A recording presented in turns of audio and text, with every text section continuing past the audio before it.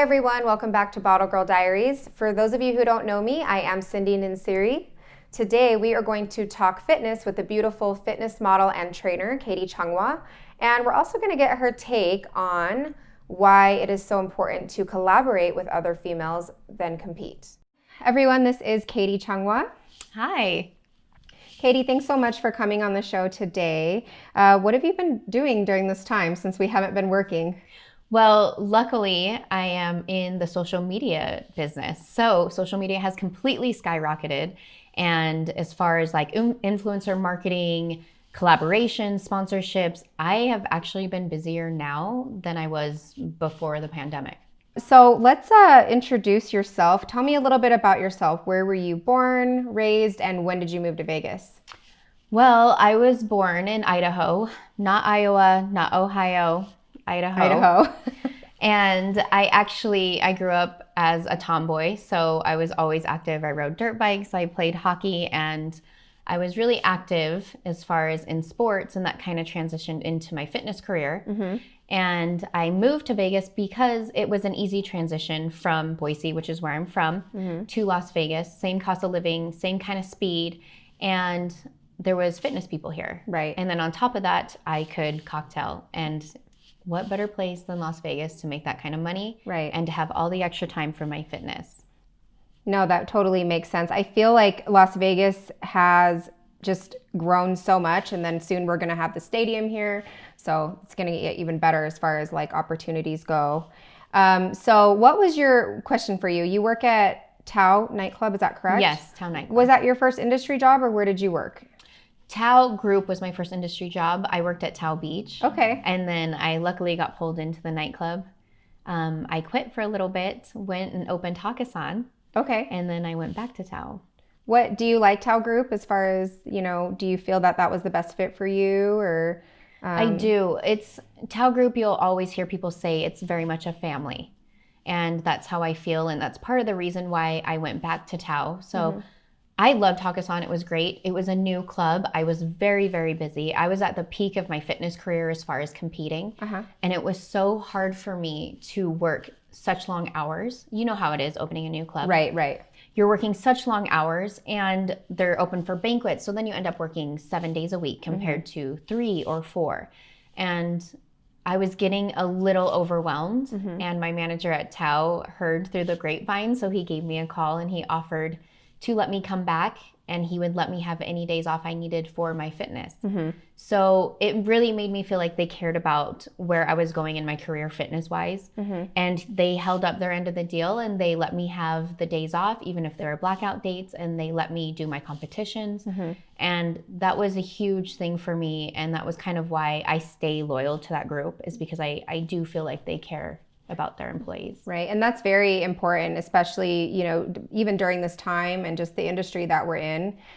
There's so many girls in our industry. So it always feels good to be like, not just a number, So when did you start your fitness journey? Because I've looked at your Instagram page, and this is before I even met you, and you're doing it. I mean, I would consider you a fitness model, fitness trainer, and a very renowned one at that. So when did you start your fitness journey? I like to tell people I started before it was cool, before it was the cool thing to do. Yeah. I remember girls wondering why I was dieting for shows because I wanted a six-pack, and that wasn't the cool thing yet. Mm-hmm. So I started when I was 19. I did my first bodybuilding show when I was 19. So before social media really took off. And I think that if social media was a thing back then, I probably would have been able to capitalize it on a lot more and had mm-hmm. a bigger following than I do now. Mm-hmm. So let's see, that was over 10 years ago. Oh, wow. Mm-hmm. So do you feel that, so this is also another thing, is I feel that just us living in Las Vegas, it kind of helps your social media following. Do you feel that that has helped you as well? Like, do you think that you would have been able to get that large of a following if you were still in Idaho? As large of a following, maybe, but I can tell you that Las Vegas, as far as collaborations and getting the right people in front of you, mm-hmm. that opportunity is a lot better here than, say, Idaho. Right. I mean, for example, being at Tao, having a table, there were these brothers that own a shoe company. Mm-hmm. And, hey, what do you do? What are you into? I'm into fitness. Oh, we own a shoe company. Oh, I'd love to try out your shoes. Bam, sponsorship, free shoes, collaborations. That's dope. So that sort of stuff, I'm not going to be in Idaho at a bar and running into somebody that owns a business on that high of a level. Right. No, that makes sense. There's definitely, the opportunities here are endless as far as the kind of people that you meet, the versatility of what people do for their businesses. So with you being in the industry, what kind of server do you consider yourself? Are you one of the girls that are known as a high seller? Or maybe one of the girls that are, maybe second or third tier and you can handle a lot of tables? Because for myself, I would say that you give me 4 tables and I've lost my marbles. I like to have like 1 or 2 big tables with higher minimums. So what do you feel works best for you? And what's the most expensive bottle you sold on that note? Jeez, that's hard. That's hard between Tao and Hakkasan because I was lucky enough to be at Hakkasan when it opened. And when you open a new club, everyone with all sorts of money is at that club. Right. So that's a tough one. I think my biggest tab was probably around 40 or 60,000, but wow. We've had people come in and spend almost 100,000 where you know how it is. We help each other out. Right.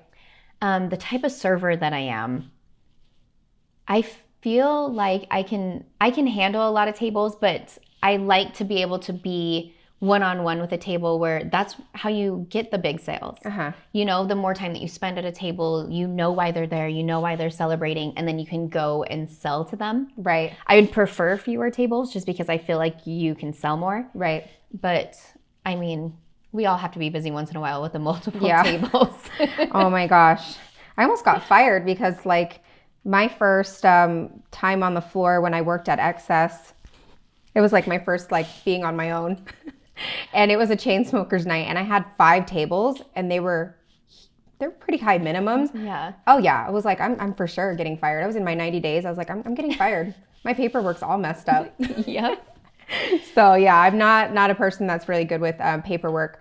So I definitely want to go back to your fitness page because that's why I have you here. Very motivated or very motivational, and I'm very inspired by it. So I thought that you would be a good person to ask this as well because there are so many fitness models and trainers, and I kind of feel like it's a little bit of a saturated industry.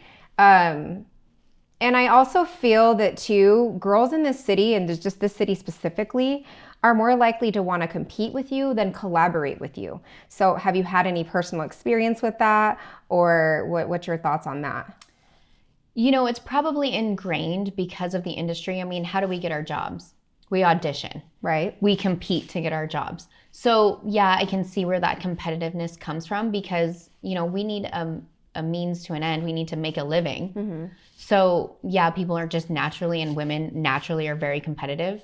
I think that because this whole industry is based on looks, being in shape, we compare ourselves daily. Right. So yeah, I get the competitiveness, and I think that because we're in that type of industry here, it's just amped up even more.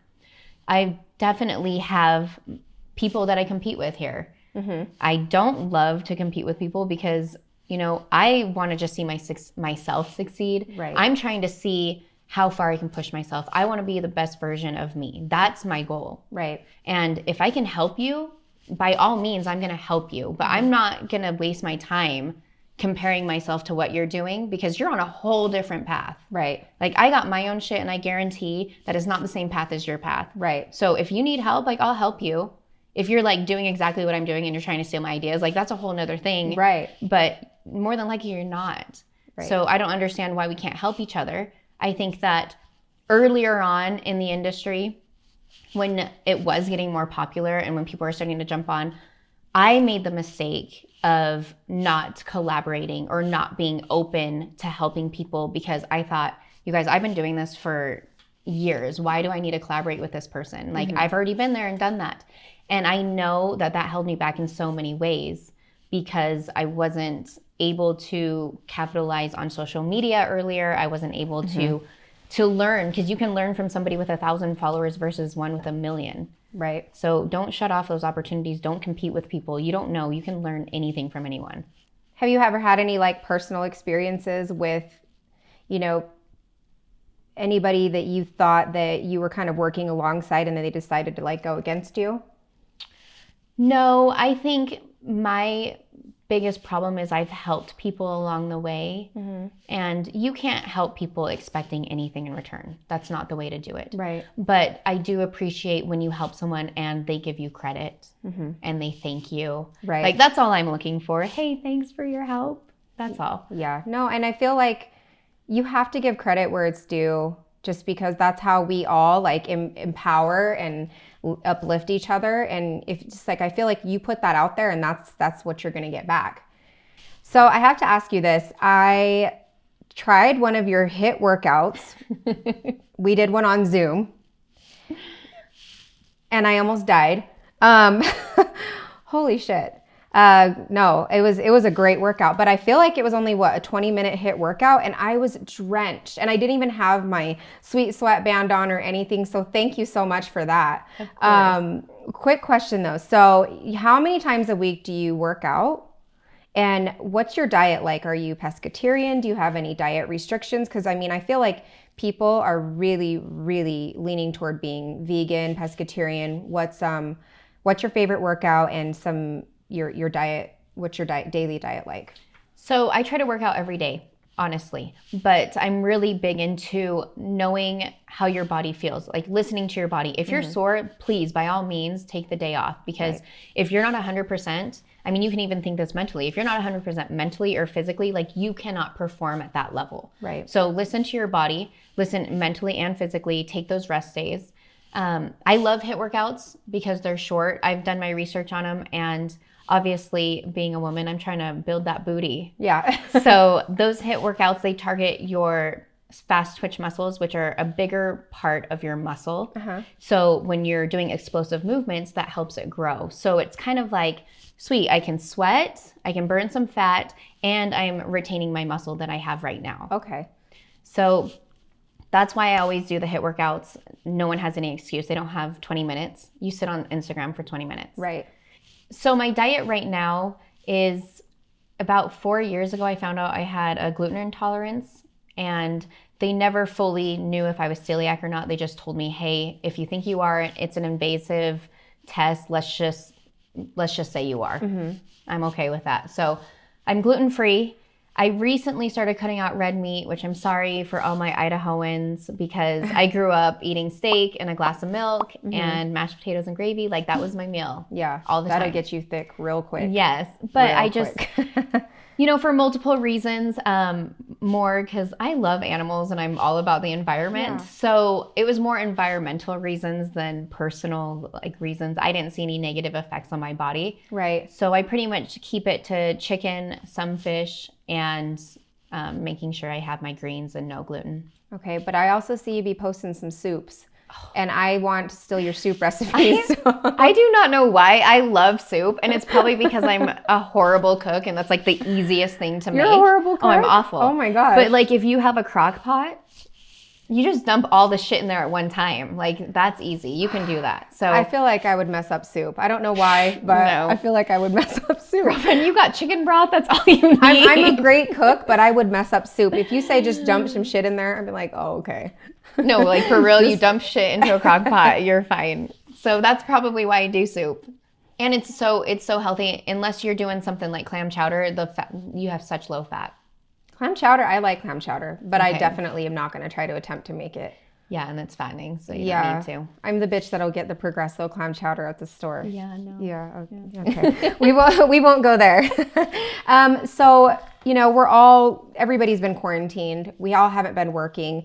And I would love to say that I think that everybody's trying to stay active, but unfortunately they're not. And I think that where that stems from is people are kind of like mentally struggling right now. And I understand, because I myself have had my days. I think I've texted you and been like, hey, just stay in it for me today. So what's the advice that you can give to people right now who seem to be having a hard time getting motivated? What's the best way that you think that you can get them to start? That's a great question. And I actually I have had the down days like you have yourself. And for that reason, I've actually reached out to my friend that has her PhD in psychology. And I just asked her for some tips, which I shared on my social media a couple weeks ago, because I feel like there are a lot of people that kind of need that mental help right now. Yeah. The biggest thing that helped me and that I tell people is to schedule your days. Okay. Schedule your days and put in there times where you are having that moment to yourself, whether it be yoga or meditation or reading a book. But having a purpose is what kind of helps people get through, right? Whether it be you're a mom or you have work or you have a show you're competing in, that's your purpose. And so I feel like because we're so stagnant right now, a lot of people are having a hard time finding that purpose, and that kind of makes them feel lost. So schedule your days, make yourself a vision board, have your creative times where you can let your mind be creative and not run off in the negative creative space where what if A, B, and C happens, and then your anxiety goes out the window. Right. One thing that I could say that I appreciated about you is that, right now is a time where obviously where people are struggling financially. So, and you've put your workouts on your post and they're free and you're very consistent about it and you're very specific about, 3 sets of 10 of this. And I really love that. So I'm pretty sure that, our peers and our viewers as well appreciate that too. Thank you. Yeah. Yeah. It really helped me because I was like, I'm not with my doing a workout for my trainer today. So what's Katie got going on? And I did it and then I died. So, okay. And then, so what, I need to ask you, I feel like you're somebody that's constantly evolving and growing. So what are some projects that you're working on right now? Anything exciting that you would like to share? Or that, maybe could help motivate me too. Yeah. I guess other than this, right? Yeah, this is very motivating. No, like I said, right now, sponsorships and collaborations are just through the roof. So I've picked up quite a bit of new companies that I'm working with. I'm very picky with who I work with because I want it to be with what I believe. Right. Like, I don't work with a company if I feel like I have to sell you something. I'm working with a company because I believe in it and I want you to take it. Right. I want you to use it. Right. It's just an extra something for me if I actually get paid from it or whatnot. But I'll promote a company even if I'm not working with them if I know it's good for you. Right. But right now, perfect timing. I've found a couple companies that I absolutely love. And I actually reached out to you with one of them because I know you've talked to me about like you're doing workouts and you're kind of trying to go in that direction. And there's one called X2, which you've been on for about a week. Yeah. So I hope you like it. I love X2. Do we have... I have a can. Yep. Yeah. There's this. Product placement? Product placement. So Katie and I are going to be doing a live workout for X2 Performance.